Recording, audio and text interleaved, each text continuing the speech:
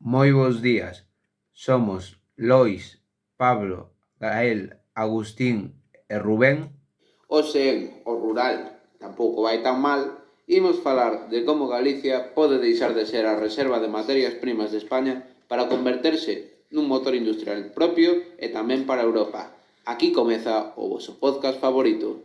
Así é, Lois. O erro histórico foi pensar que o rural só serve para extraer, sacar leite, madeira, enerxía. O futuro de Galicia está en transformar todo iso aquí. Se o valor engadido queda no concello, o mozo non ten que marchar á cidade a buscar un solo de industria, porque a industria xa está na súa aldea. Pero antes de seguir coa industria, hai un elefante na habitación do que non falamos o suficiente. O baleiro democrático. Rubén, ti que o ves de preto, como afecta isto no día a día?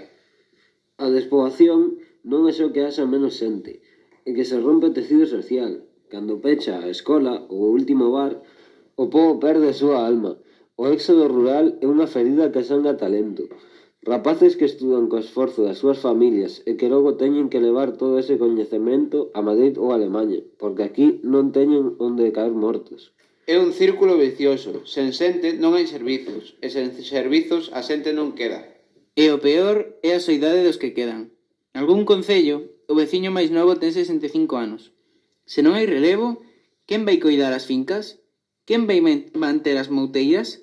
Un rural sen xente nova e un rural que se converte en selva é aí onde veñen os problemas graves de incendios que comentábamos antes. Exacto, Agustín. A despoboación é o combustible dos lumes. Unha Galicia baleira é unha Galicia vulnerable. Por iso, crear industria na aldea non é só por cartos, é por seguridade e por supervivencia. Precisamos que o orgullo de ser aldea veña acompañado con vivendas en condicións de seguridade de ter traballo. O problema é que moitas veces a administración trata o rural como se fose un museo.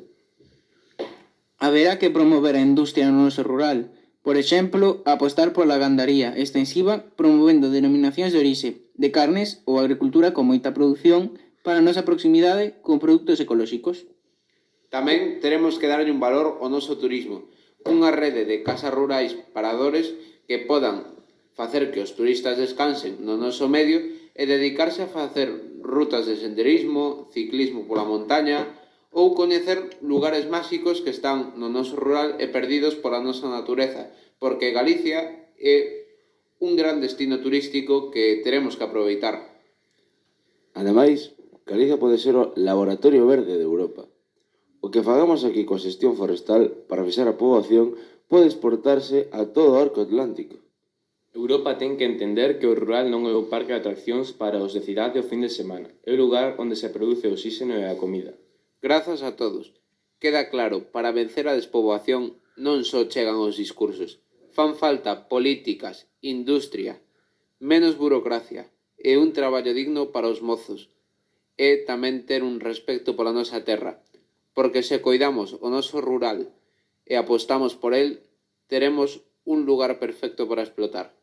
Ata o vindeiro podcast e espero que vos gustase, porque probablemente a próxima vez que escoitedes falar disto será nunha exposición nosa en Bruselas, porque estes temas non hai ninguén que volos traia. Adeus e vémonos no seguinte.